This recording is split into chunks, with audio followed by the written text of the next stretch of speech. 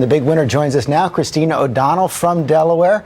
Good morning. Thank you for getting up so early, and congratulations. Did Sarah Palin make the difference here? Thank you, George. Yes, she did. All summer we've been working very hard to get our message out there, give the voters an opportunity to meet me, get to know me, so that I've been asking them, when you vote for me, I want that vote to mean something. I want it to be a vote of confidence. And so when the mudslinging started, I was very encouraged that what a lot of people said was, we knew that what your opponent was putting out wasn't reflective of who we know you to be.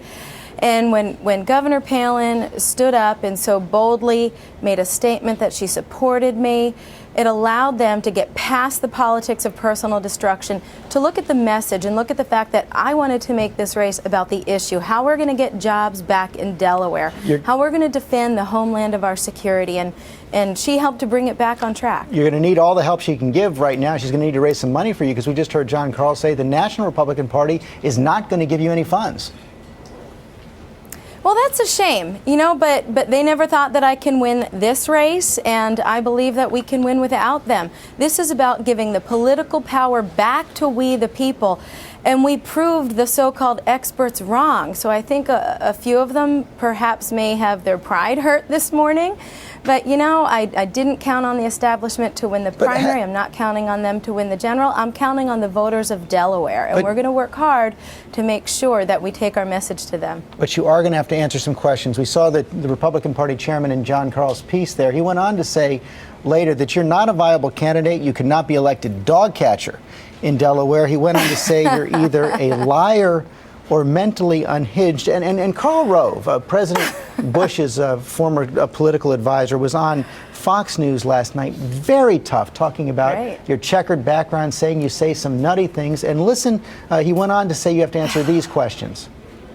Why did she mislead voters about her college education? How come it took her nearly 2 decades to pay her college bills so she could get her college degree? How does she make a living? Why did she sue a well-known and well-thought-of conservative think tank?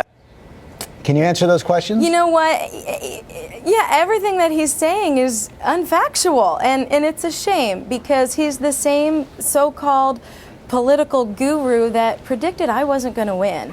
And we won big. So I think, again, he's eating some humble pie, and he's just trying to restore his reputation.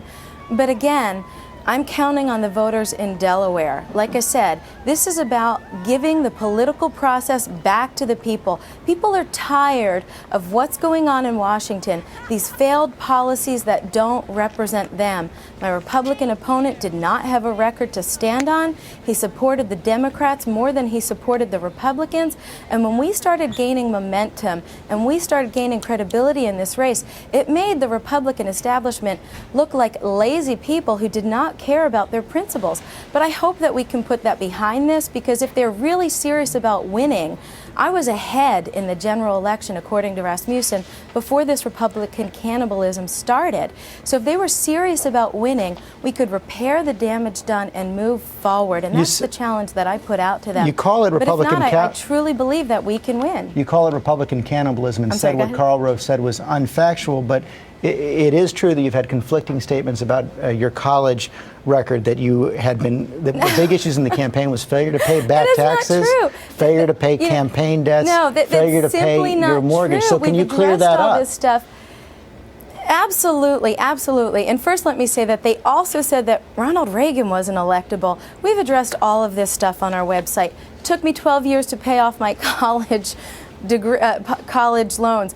I'm not a trust fund baby. Most Delawareans can relate to having to work hard to pay for their own college education. I was never dishonest about that.